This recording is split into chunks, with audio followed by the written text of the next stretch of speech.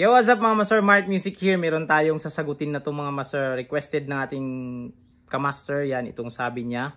Kuya Mark, may tanong po ako. Yung mga scale po ba, pwede po ba like kumanta? Yan, sabi niya.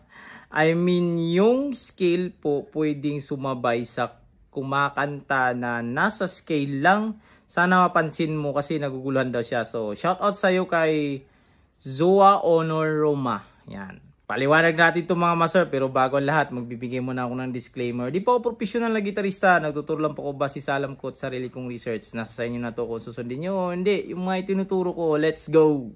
Yung ibig sabihin ng ating kamaster, sabi niya, yung kanta po ba, na example, melody ng actual mismo na kanta, yan din po ba daw yung scale na ginagamit doon sa kanta?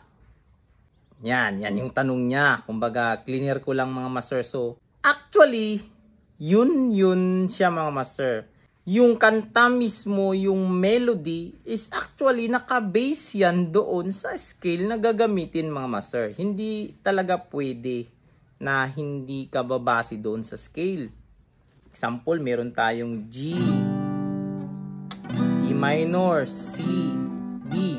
Yan, ang tawag yan is chord progression lang. Yung chord progression na tinutukoy ko is ito. Yung chord progression nito sa ating sample is mayroon tayong root, 6, 4, 5 or 1, 6, 4, 5 na chord progression. Yan yung tinatawag doon sa mga professional na naririnig natin. Mayroon tayong progression na 1, 6, 4, 2. Mga ganun, mga ganun. Yan din tinutukoy yan mga master. Actually, yung chord progression na to is not pag-aralan to sa Nashville system mga master. So, meron akong turo about yan mga master. So, yung G natin na family chords, actually nasa family chords ng G, isang scale lang tinatakbuhan yan. Kumbaga, hindi nangangahulugan na pag mag-chords tayo ng G major yung gagawin natin, yan. Pag E minor naman, E minor, yan. Pag C, yan, C major naman dahil C. Yan, magbabago yan. Pag D, D major naman tayo. Hindi po ganyan ang melody kinukuha sa isang kanta. Dahil meron siyang chord progression na nasa family chords ng G, ang scale niya is nandyan lang yan sa G.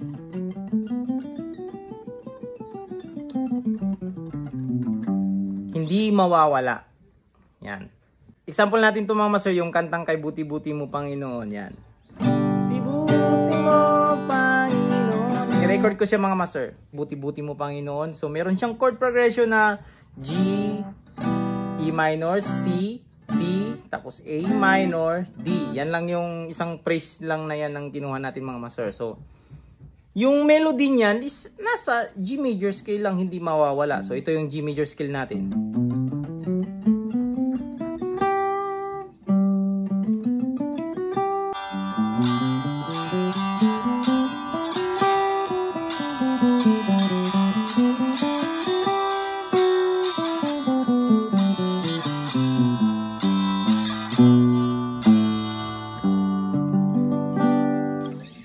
Ang ginawa ko ngayon mga master is tinakbo ko lang yung scale. Yan.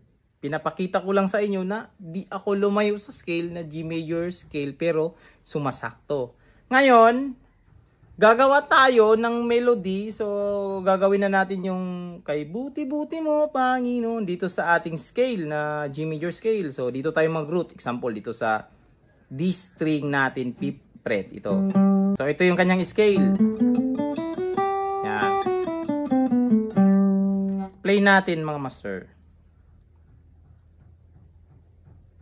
3, 2, 1. Yan. Sumasakto siya mga master, di ba? Dahil lang yun, doon ako sa isang scale. Kasi yung mga kanta is nasa scale lang talaga yan ng pinaka-root niya na key. Kumbaga, hindi talaga yan umaalis. Kumbaga, yung mga kinakanta or kinukompose ng mga singer na melody is actually nandyan din yan sa pinaka scale na yan ng kanta, or kung sa mga lead guitarist instrument is doon lang talaga yan sa iisang scale. Hindi sila pwede na yung instrumentalist iba yung scale niya at yung kumakanta iba yung scale. Hindi talaga pwede yan kasi magkakasalungatan yun sila. Kaya meron nga tinatawag na root key yan. Sample sa kanta natin kanina, yung kay Buti-Buting Panginoon, meron tayong root na G.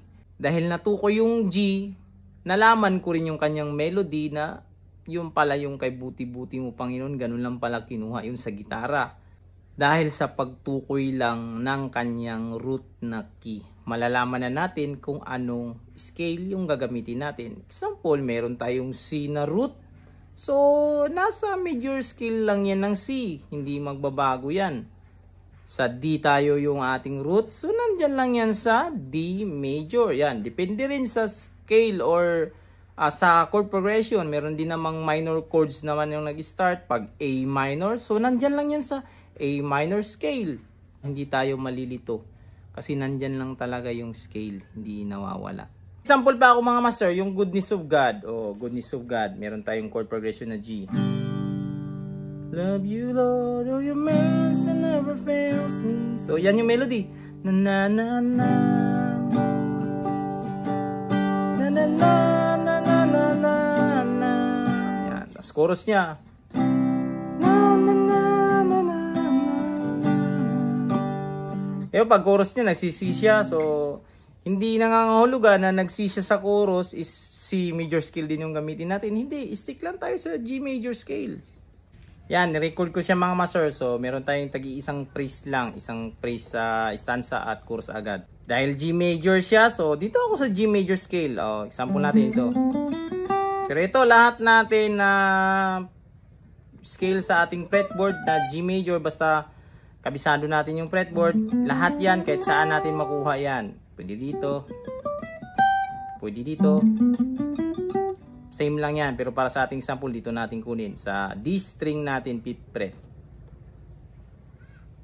Play ko na mga master. 3, 2, 1. Chorus na.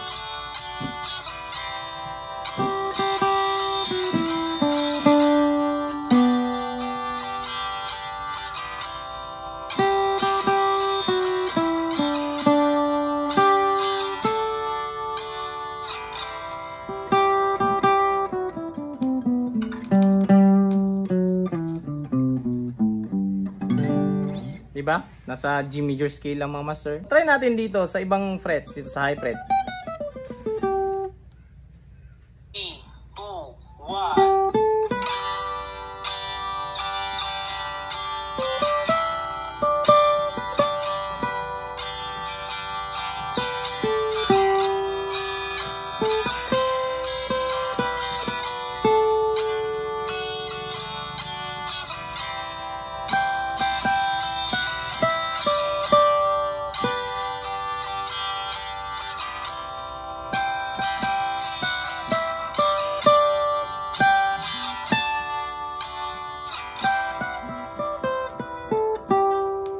Oh, nasa G major scale lang. Yung kanina yung pagtaas ng nota is octave lang din yun ng ating second sa ating G major scale. Or octave lang din ng ating nota na A na kabilang sa scale ng G. Yan. Ito yung A.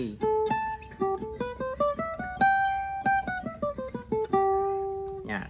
Kaya nga lagi kong sinasabi at sabihin ko ulit na kailangan i-memorize yung mga nota sa fretboard para hindi kayo malito. Alam nyo yung mga nota, alam nyo yung mga root nyo kung saan dito sa buong fretboard. Yan. Sample lang natin sa ating C major scale. So, dahil alam na natin yung mga root niya saan sa ating fretboard, kaya na nating tukuyin kung saan yung kanyang root. Yan. Yun lang sa video natin na ito mga master. Sana nasagot natin yung request ng ating kamaster yan. Dahil nalilito siya about dito mga master. Basta laging tandaan kung ano yung root ng kanta is nandoon yung melody. So this is Mark Music. God bless you all. Peace out.